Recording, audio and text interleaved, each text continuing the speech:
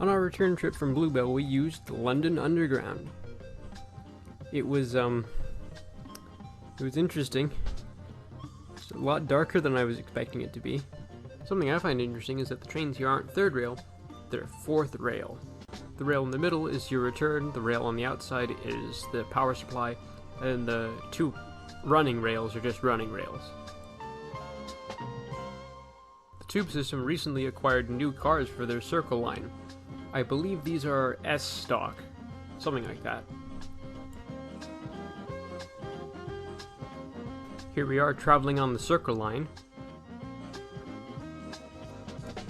And after changing tube trains quite a number of times, we managed to make it to London Euston Station, which isn't like Paddington at all. It's like an airport. Eh. London's Euston. Everybody knows that. There are a few modern trains that really excite me, but this I'd have to say is the one, even if it's a little bit cramped on the inside.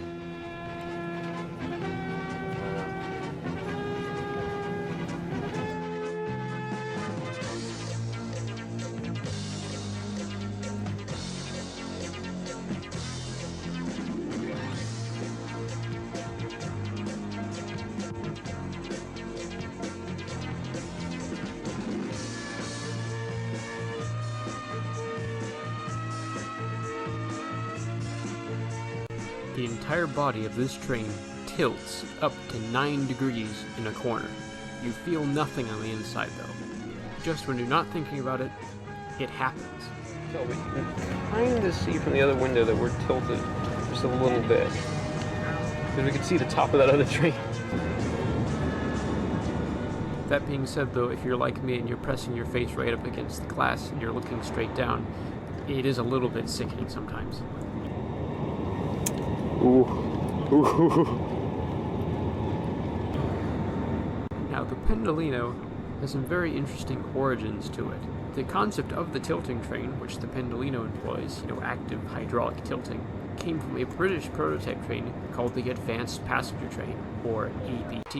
As you can guess by this picture, it was from the 1980s. It has a lot of that sort of Star Wars aesthetic. So these first ever tilting trains took 15 years to develop, were capable of producing 8,000 horsepower, but unfortunately the tilting mechanisms in their early stages were not very reliable, and with only a handful of prototypes built, these first ever hydraulic tilting trains were then cut. Having first carried passengers in 1981, they were silently retired in 1985 as service EMUs, replacing other trains that weren't running at the time.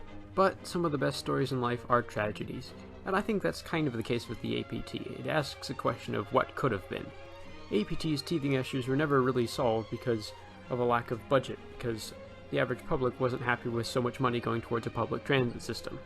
If you live in America, that sounds very familiar. At least unlike a lot of technical failures, they had the right idea in mind. British Rail's advanced passenger train left Glasgow this morning for London after almost 3 years out of commercial operation. It was a quiet relaunch for the tilting train, as it's known, which has already cost BR £40 million and a lot of headaches. So surely that's the end of the APT story, right? Yes, but actually no. So after spending that money on building the prototypes and developing all that technology, they had to get some profit off of it, so they sold the technology to the Italians. And they weren't very subtle about it either. So in a way, the APT does live on, although it looks a lot less cool now. This is the age of the train, or something like that.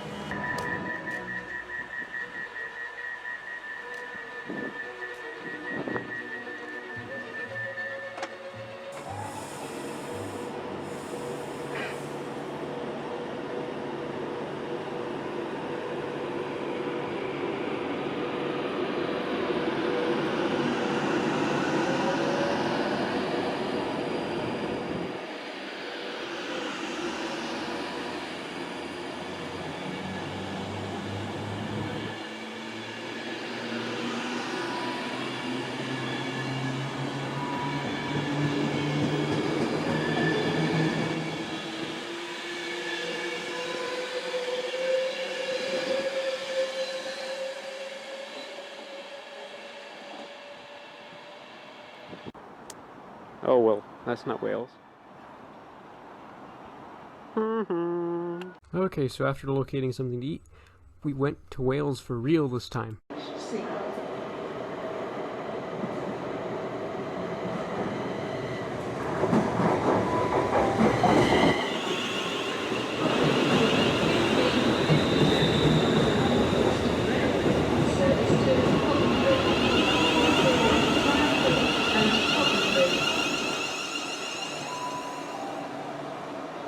Haha, psych, that one's actually going back to London.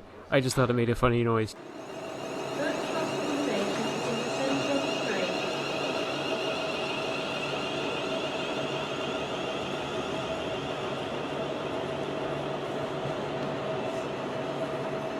Okay, for real, this is the train that's actually going to Wales.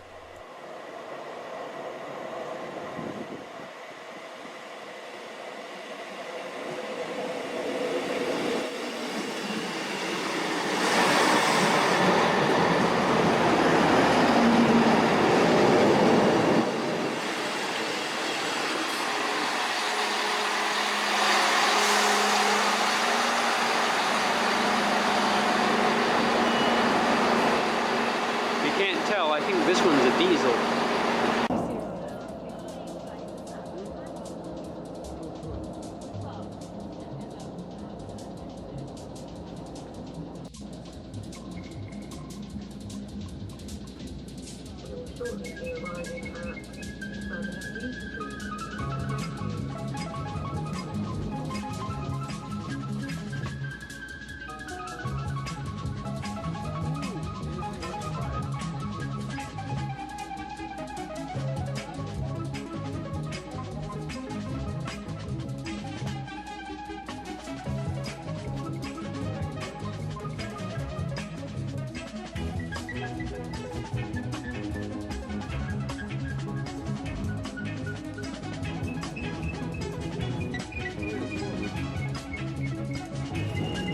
Big signal box.